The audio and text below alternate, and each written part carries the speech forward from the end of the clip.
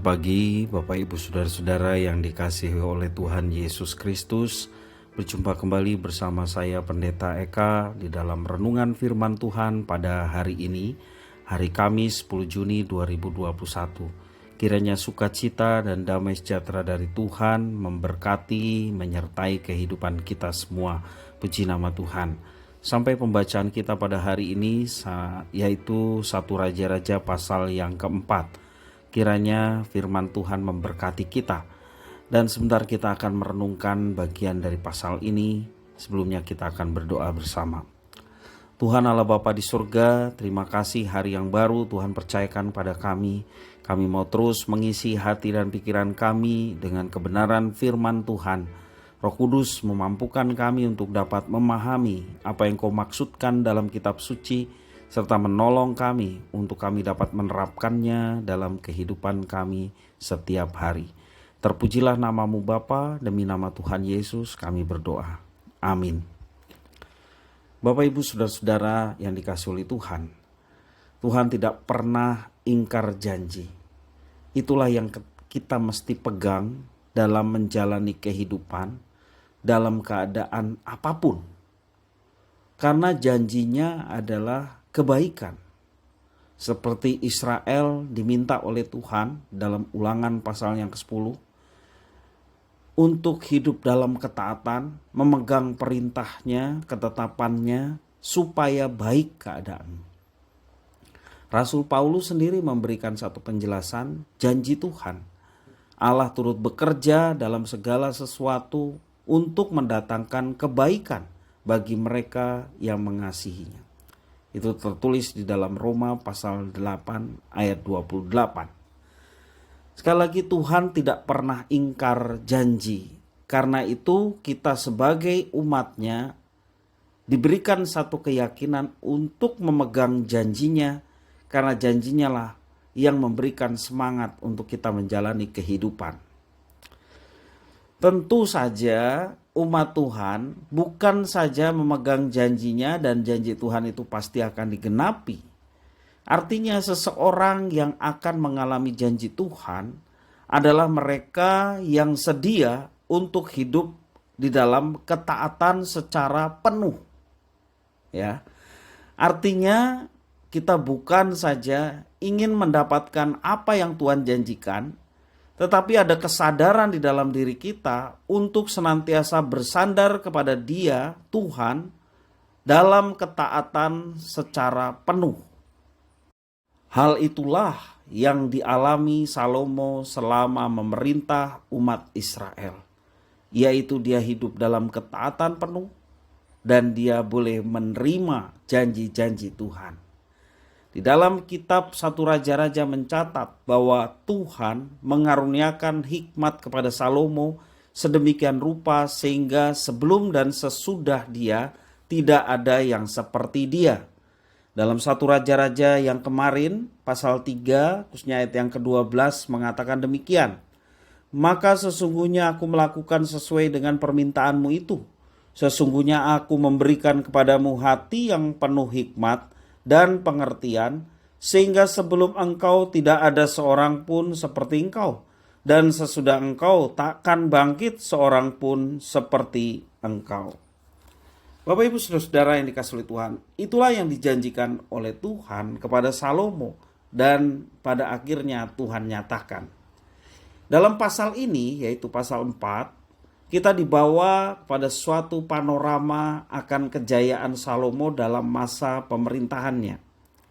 Ini terlihat dari adanya beberapa pejabat yang menikahi putri-putri Salomo. Kita perhatikan di dalam ayat yang ke-11 yang kita sudah baca, dikatakan firman, Ben Abinadab memegang seluruh tanah Bukit Dor dan Tafat binti Salomo menjadi istrinya. Ayat yang ke-15. 15 mengatakan, selanjutnya Ahimaas di Naftali, ia juga mengambil seorang anak Salomo menjadi istrinya, yakni Basmat. Bapak Ibu Saudara yang dikasihi Tuhan, Jadi para pejabat yang mendukung pemerintahan dan kerajaan Salomo menikahi putri-putri Salomo. Kalau kita perhatikan, yang pertama, Salomo sukses dalam mengatur pemerintahannya dengan menempatkan pejabat-pejabat pusat yang tepat sesuai dengan posisi masing-masing. Dalam ayat 1 sampai yang ke-6 demikian firman Tuhan. Maka Salomo menjadi raja atas seluruh Israel, inilah para pembesarnya. Azaria bin Zadok menjadi imam, Elihoref dan Ahia, anak-anak sisa, menjadi panitera negara. Yosafat bin Ahilud menjadi bendahara negara. Benaya bin Yoyada menjadi panglima. Zadok dan Abiatar menjadi imam. Azaria bin Natan mengawasi para kepala daerah. Zabud bin Natan seorang imam menjadi sahabat raja. Ahisar menjadi kepala istana. Adoniram bin Abda menjadi kepala Rodi. Demikian juga dengan pejabat-pejabat di daerah, seperti yang tertulis di dalam ayat yang ke-7 mengatakan demikian. Salomo mempunyai 12 orang kepala daerah atas seluruh Israel yang harus menjamin makanan raja dan seisi istananya. Adalah tanggungan tiap-tiap kepala daerah untuk menjamin makanan selama sebulan dalam setahun. Ayat yang ke-20, orang Yehuda dan orang Israel jumlahnya seperti pasir tepi laut. Mereka makan dan minum serta bersuka ria. Dengan memilih orang-orang yang tepat, Salomo bisa membangun kerajaan dan bangsa Israel menjadi makmur, aman, dan sentosa. Itulah yang dituliskan di dalam pasal yang keempat ini. Demikian juga kita perhatikan yang kedua, pemerintahan Salomo mencakup wilayah yang pernah dinubuatkan Allah kepada nenek moyangnya, yakni Abraham. Di dalam ayat yang ke-21 mengatakan demikian. Maka Salomo berkuasa atas segala kerajaan mulai dari sungai Efrat sampai negeri orang Filistin dan sampai ke Tepal, batas Mesir. Mereka menyampaikan upeti dan tetap takluk kepada Salomo seumur hidupnya. Bapak Ibu Saudara-saudara yang dikasihi oleh Tuhan, jelas ini merupakan anugerah Tuhan karena Salomo menjalankan pemerintahannya mengikuti hikmat yang Tuhan karuniakan. Gambaran kekayaan Salomo di dalam ayat yang ke-22 sampai 28 yang mengagumkan menjadi bukti tentang berkat Tuhan yang melimpah atas Salomo yang pada mulanya hanya meminta hikmat Tuhan. Tetapi ternyata Tuhan juga memberkati Salomo dengan berkat yang sebelumnya dia tidak minta, yaitu kekayaan dan kemuliaan. Yang ketiga, kita belajar bukan hanya hikmat dalam memerintah bangsa, tetapi Tuhan juga mengaruniakan Salomo hikmat dalam berbagai aspek kehidupan. Kita perhatikan di dalam ayat yang ke-29. Dan Allah memberikan kepada Salomo hikmat dan pengertian yang amat besar, serta akal yang luas seperti dataran pasir di tepi laut. Sehingga hikmat Salomo melebihi hikmat segala Bani Timur, dan melebihi segala hikmat orang Mesir. Ia lebih bijaksana daripada semua orang, daripada Etan, orang Ezrahi itu, dan daripada Heman, Kalkol, dan Darba, anak-anak Mahol. Sebab itu ia mendapat nama di antara segala bangsa sekelilingnya. Keragaman dan kekayaan intelektual maupun hikmat Salomo merupakan sesuatu yang mencengangkan.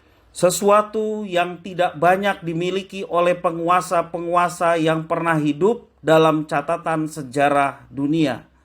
Sedemikian berhikmatnya Salomo sehingga namanya harum di manca negara. Ia mengundang kekaguman, bahkan para raja tunduk kepadanya. Bapak Ibu Saudara-saudara, dari apa yang boleh dialami oleh Salomo, ini boleh menjadi berkat bagi kita sekalian. Mungkin kita tidak bisa menjadi sama berhikmatnya dengan Salomo, namun Tuhan mengaruniakan hikmatnya untuk beragam aspek kehidupan kita yang bisa kita kembangkan maksimal bagi kemuliaan namanya dan tentu saja bermanfaat bagi banyak orang. Bapak Ibu Saudara-saudara yang dikasihi Tuhan, seperti saya katakan di dalam renungan hari yang kemarin, bahwa hikmat adalah firman Tuhan.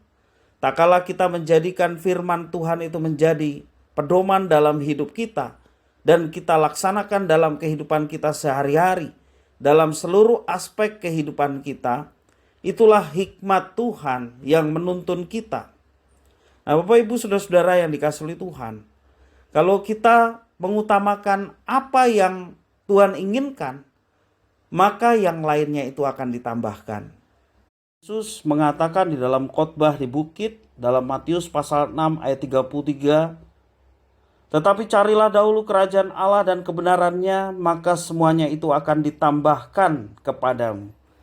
Artinya kekayaan, kemuliaan, Salomo disegani oleh berbagai bangsa, dan semua bangsa tunduk kepadanya, dan perluasan kerajaannya begitu luar biasa sebagai berkat Tuhan karena diawali Salomo tunduk di dalam ketaatan kepada Tuhan.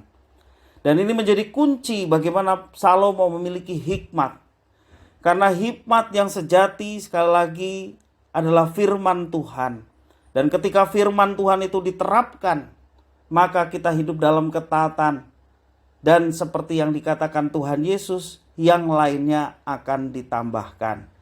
Jangan dulu kita cari tambahannya, sementara yang utamanya yaitu mencari kerajaan Allah, hidup dalam ketaatan, kita tinggalkan. Jangan kita hanya mencari janjinya, sementara yang utama yaitu hidup memuliakan Tuhan dalam ketaatan, kita tidak pernah melakukannya.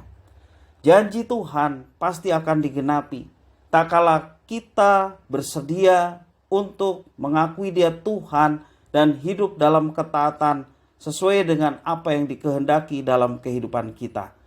Biarlah firman Tuhan ini boleh menjadi berkat bagi kita sekalian. Mari kita berdoa.